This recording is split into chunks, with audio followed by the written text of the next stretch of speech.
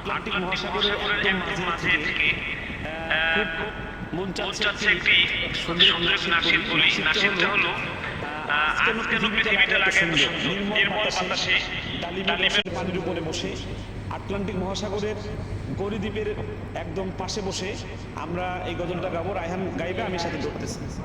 আজ কেন পৃথিবীটা লাগে এত সুন্দর, সে কোন রূপকারে সাজানো এ চরাচর, সে কোন রূপকারে সাজানো এ চরাচর।